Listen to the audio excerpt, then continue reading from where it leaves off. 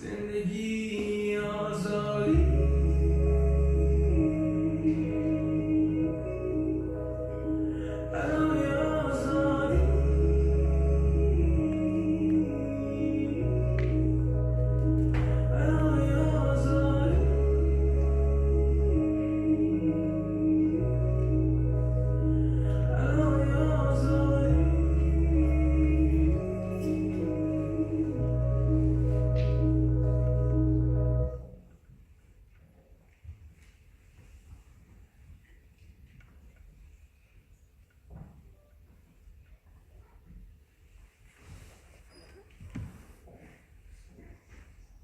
Okay, Shervin Hajipur, he wrote and sang the song over the night, and of course he was arrested by the government after having 40 million views on his Instagram, and the government forced him to remove the song from his Instagram account, and he was released on bail later. So what is the song about is from the tweets people put on Twitter about their country, about Iran. They put their hopes, their dreams, their wishes for the country, for their life, for their loved ones on the tweets, and that's why the song has gone viral and become anthem for the revolution, which is currently happening in Iran. Because they said what they wished for, and it's coming back as a song. So people singing in every gathering, and people in Iran, children in the school, students at university, they are singing the song. So what are we talking about? We are talking about women, life, freedom movement. I call it revolution now. And these are the three key words at the heart of every society. So I'm not going to talk about it myself. I'm going to invite you to listen to Ali Velshi. He talks about the movement much better than I do, and then I'll come back and I talk to you a bit more about what is happening. Zindagi Azadi, three beautiful words you may never have heard before, ringing out in the streets across Iran. These three words form a protest chant. Their meaning tells you everything you need to know about the protests in which people are demonstrating and dying in Iran. Zan means women, because it is the women and the girls of Iran who are not just the spark of the current protests, but the heart of them. It started with this woman, Mahsa Amini. The 22-year-old Kurdish woman was arrested by Iran's morality police, allegedly for violating the country's strictly enforced Islamic dress code. She died in police custody. According to the hospital, she died 3 days after being arrested. Now, Iranian officials claim she suffered a heart attack due to an underlying medical condition, but her family says she didn't have an underlying medical condition. They say witnesses told them she was beaten by police. Iran denies those allegations. Iranian officials say an investigation is underway. While some women in Iran, and indeed across the world, make the choice to wear a hijab or a head covering, in Iran it's become the symbol of the power of the patriarchy, the Iranian theocratic regime over women. So-called morality police walk around scolding people, mostly women, for dressing immodestly or wearing their headscarves too loosely, something that is very common in that country. But now the hijab and Iran's highly controversial and sometimes brutal enforcement of how and where it is worn has become the driving force of an open revolt led by courageous young women. Zan, women. Look at these images. Women stripping off their hijabs, waving them in open defiance of authority. The catalyst for this movement was Mahsa Amini's death, and the protests resulting from it have been not about head coverings, but about life itself, zindagi. The second word in the chant, haunting the souls of Iran's fundamentalist rulers, zindagi means life. In these protests about women and their rights and life itself, more than 200 people, including 23 children, are believed to have lost their lives. That's according to Iran Human Rights Group. They are risking their lives for the rights of women and for something else not commonly associated with Iran, liberty. That is the final word in the chant, azadi. It translates into liberty or freedom. Mahsa Amini's death is now about much more than a headscarf and a dress code that she allegedly broke. It's about more than modesty and religious rules. The protests in Iran are now about Zan, Zindagi, Azadi, women, life, and liberty.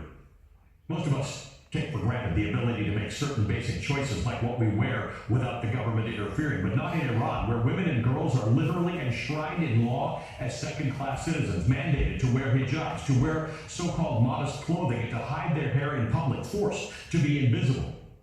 It's not clear that these growing protests will move the needle. Iranian forces continue their crackdown, and increasingly they'll do so away from the cameras and the cell phones and the journalists.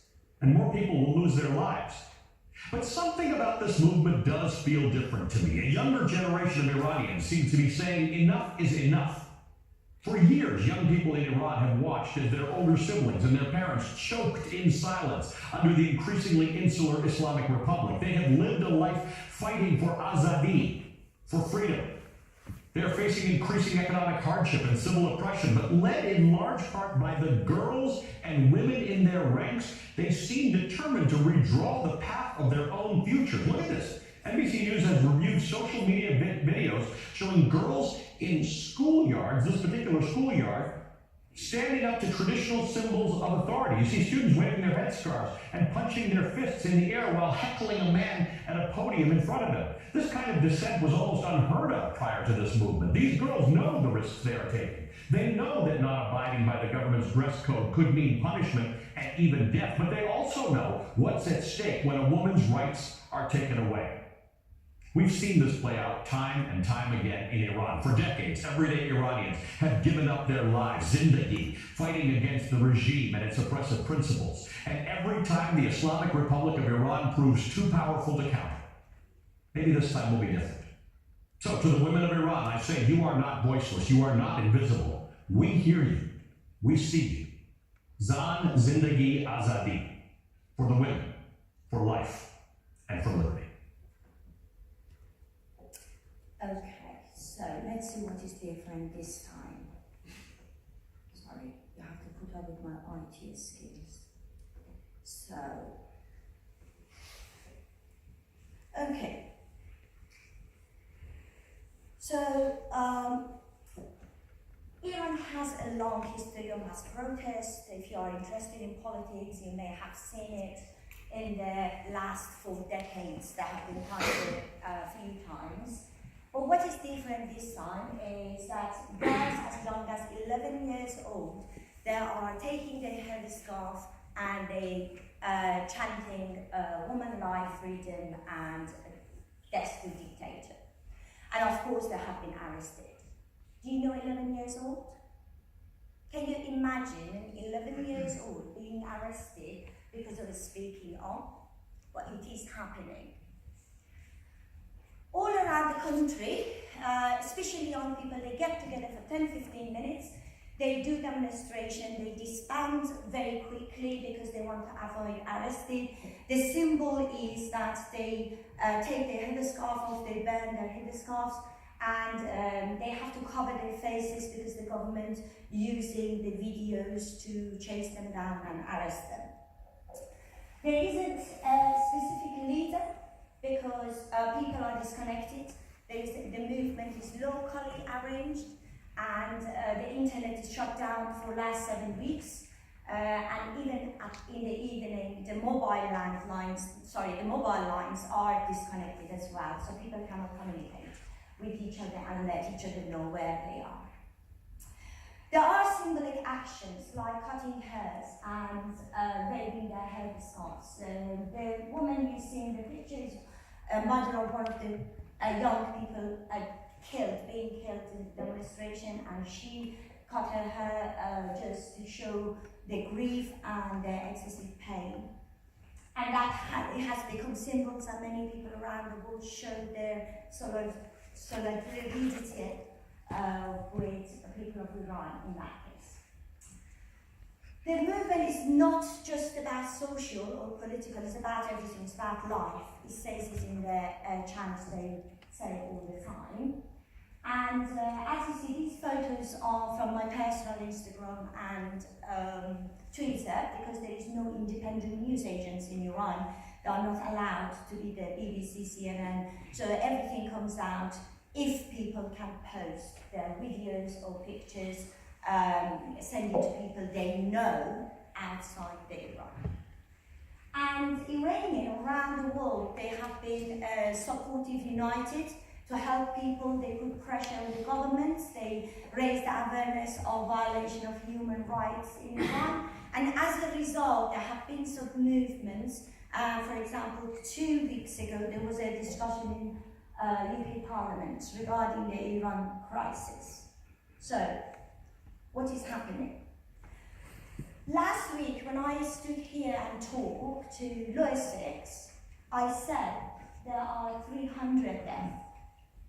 This week, I am saying 314. So 14 people died just last week. They were shot by the government. They were shot by the government. And these numbers are by the UN Human Rights Watch, which is the reality, if you ask me, times it by 3, times it by 4. So I have a question of you. How many of you know 16 years old? Some? How many of you have been 16 years old? All of us, yeah? Mine sounds many years ago. I'm not going to say how many years ago, but yours is very fresh, is it? You remember what you wanted. You remember how did you feel. You remember what was your worries in the morning when you get up. So I want to introduce you to a 16 years old, and I want you to hear what she says and what she wants.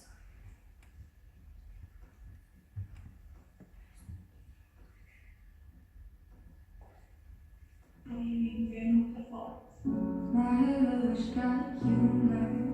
He's the giggle at a funeral. Knows everybody's disapproval. یه دنیامونه 16 ساله چی نیاز داره؟ به محبت کردن، محبت دیدن، دوست داشته شدن و دوست داشتن نیاز داره. ما نیازمند شادی، تفریح، نیازمند یه روحیه خوب، یه وایب خوب، یه انرژی خوب. همه اینا نیازمند چیه؟ آزادی. اینجا بحثمون یکم دارک میشه چرا؟ چون یه سری محدودیتایی که مخصوصا واسه زنان خیلی بیشتر مثل حجاب اجباری خیلی ممنوعیتی که واسه نیست. مثلا اون وقتی یه استودیو نمیتونه که اینا همه مواجه شدی در سرش رو تکلیف چشیدیم. شاید تو بیشتر من کمتر من بیشتر بگم اما هممون میدونیم که اینا چه وضعیتی دارن. مردم یک کشور چه انتظاری میتونن داشته باشن کشور خودشون؟ رفاه نتیجه بگیر بعد یه اقتصادی میگی داغونه، فرهنگی داغونه، اصالتاً داغونه. Take me to church, I worship like a dog at the shrine of the Lamb. I tell my sins and you'll be chosen in earth. I believe that death said, good God, let me give you my life. Take me. یه هم 20 سال پیش که مجابی همسر خودمون یا پیش از دیگران نه ما اون کسی که به جوری داره از خود رسونی میمیرن میبینیم اونی که برای تو که عشق خودش هم میکنن و خب اونجایی که انسان کمالگراست همیشه به اون خوبه نگاه کنم میخواد بشه Authority is loading.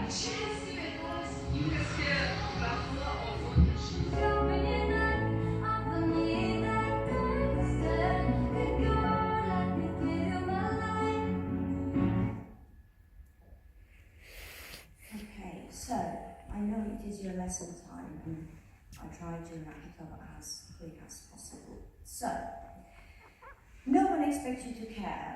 I don't expect you to care, to be honest. But just imagine if you care. If you want to stand up for human rights, if you want to be the person that wants to make a difference, if you're fighting for democracy, for equality, for things that is actually everybody in the world should fight for. If you want to be the voice of people, you can't say what they want. They are struggling to say it because they don't have any way to express it, to send it out. Then when you look at yourself in the mirror, you see the face of a person who can change the world. you see the face of a person who actually can make a difference. So, if you are interested to know more or read more, I left the QR codes on the sides and you can just QR it and read it. But thank you very much for listening. Thank you.